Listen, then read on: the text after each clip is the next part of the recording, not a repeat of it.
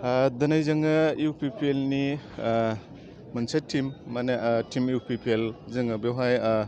मोनसे सावरायमेल लादोंमोन सालबारि कलेजनि अडिट'रियामाव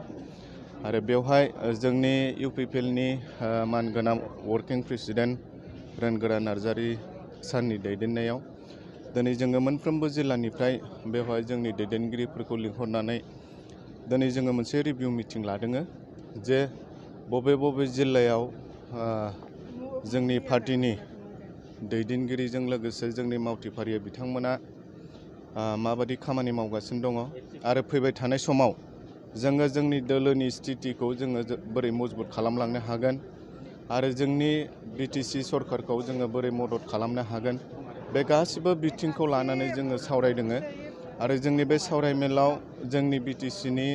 मानगोनां CM सार प्रमद बर' बिथाङाबो बाहागो लादों आरो बे सावरायनाय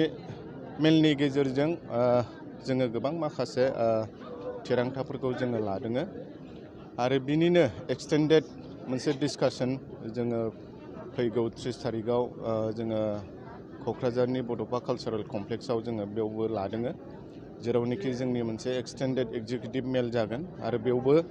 जोङो दिनै जेखिनि बाथ्राखौ लानानै जोङो सावरायबाय बे सावरायनाय बिसयफोरखौनो जोङो गुवारै जोंनि पार्टी वर्कार्सफोरजों जोङो सावरायबावगोन। नोंथाङा UPPL लाइमोननि सासे आफादगिरि हिसाबै आथिखालाव गोबां लाइमोनफोरा ULFB होननानै साजायना गोबां हमनायखौ जों नुनो मोन्दों नाथाय मा फोरमायगोन? दा बे बेलायाव जोङो बेखौनो बुंगोन जोंनि लाइमोनफोरखौ जोङो सतर्क जानो बा सांग्रां जानो थाखाय जोङो खावलायगोन। नंगौ दिनै बेबादि जोंनि माखासे लाइमोनफ्रा बेबादि नंखाय ULFB होननानै साजायजानानै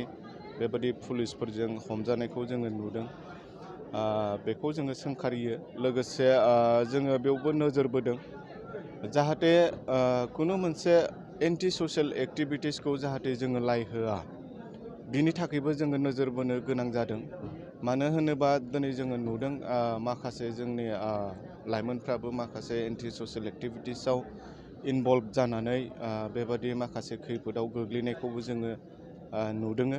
बेनिखायनो जोङो गुरैयै खावलायगोन जाहाथे जोंनि लाइमोनफ्रा बै एन्टि ससियेल एक्टिभिटिसनिफ्राय गोजानाव थायो आरो गावखौनो सांग्रां जानानै थायो जाहाथे जोङो बेफोरबायदि समस्यायाव जाहाथे गोग्लैया जोङो बेखौ लाइमोन हान्जानि जानानै जोङो खावलायो।